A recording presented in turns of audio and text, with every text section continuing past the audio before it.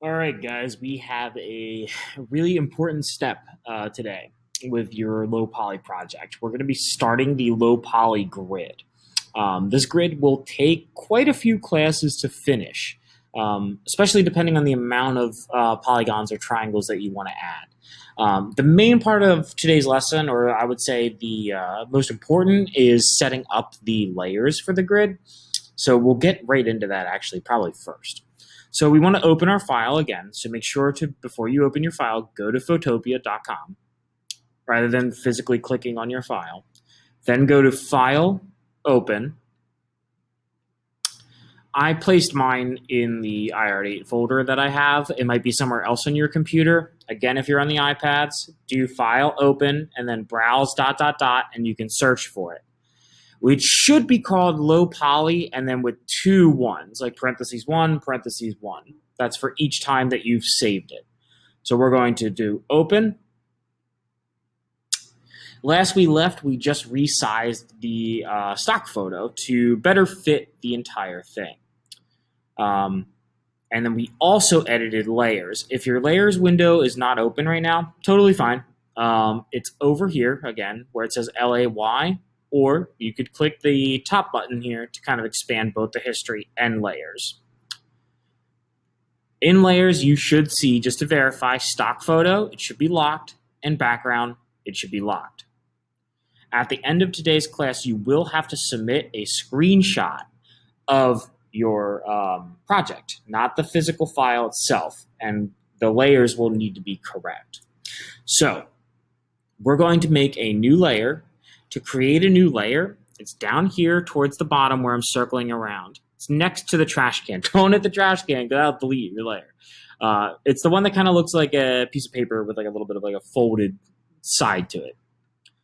When I click it, it'll be called layer 1. If there's a layer 1, it'll be called layer 2. We want to rename this layer. Again, to rename, double click where it says layer 1, like tap, tap. And then we're going to call this one grid, G-R-I-D.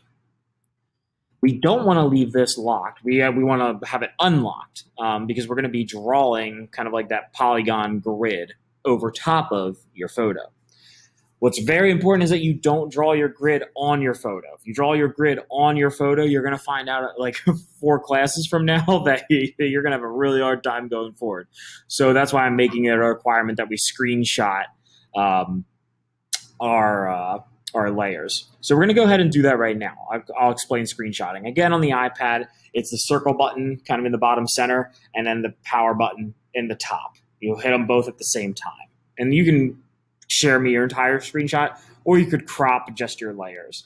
If you're on a Mac or PC, it'll depend on how you screenshot. A lot of people on PC have been using the Windows key and then G, brings up a crop feature, or the print screen button, which is just the PTN SCR, I think it's abbreviated as. Mac, again, Command Shift 3. I'm going to go ahead and do that. There we go. If I quickly minimize my window, here's my screenshot. There we go. So I could just submit that for the assignment. All right. We're not done yet, though, in class, but we now at least have our file to get our perfect grade for the assignment. Now I want to move my beautiful face over here so I don't block some important stuff. All right. We're going to be using the brush tool for the grid. And really just for the remainder of class, we're just going to get the brush tool set up correctly. And then if you want, you can tinker around with it. The brush tool is located right here, almost halfway down. Looks like a paintbrush. Once you click on the brush tool, you'll see some different settings pop up kind of towards the top center where my mouse is moving around right here. Leave all of this as standard. Blend mode should be normal. Opacity should be 100. Flow 100. Smooth 0. The size of the brush will matter for here. It comes default at 15. You can click this little drop down arrow and then you could either physically type in a size or you could move the little like slider around. We're going to go with a really small size. We're going to try 3, okay? If you want, you could go to 2. I wouldn't recommend going bigger than 3. You'll see at the very end of the project, if you do, it makes life just a little bit harder.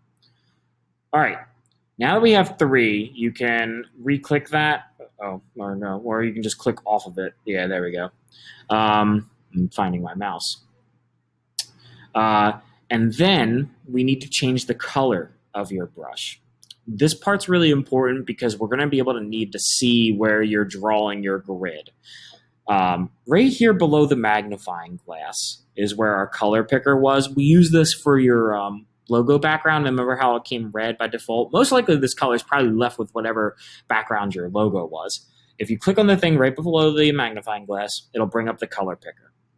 It's your job now to choose a color that will really stand out. It's a color that should not be present at all in your photograph. If I move this aside, first thing that came to my mind was like a bright yellow.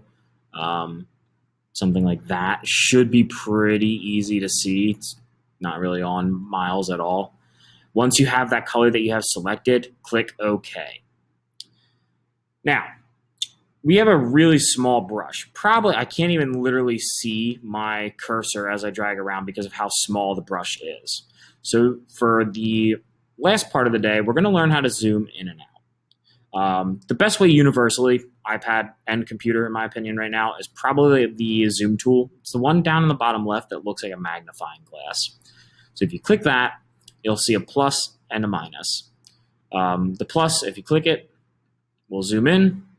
The minus, you have to have it selected up here. If you click, we'll zoom out.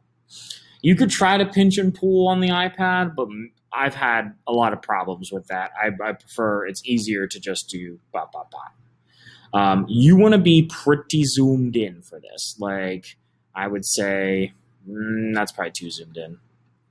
Here, or maybe even one more. Because now if I take the brush tool again, I can barely see my cursor. But if I click and drag, the recording is lagging this, I apologize. You'll see that I can start actually drawing a line.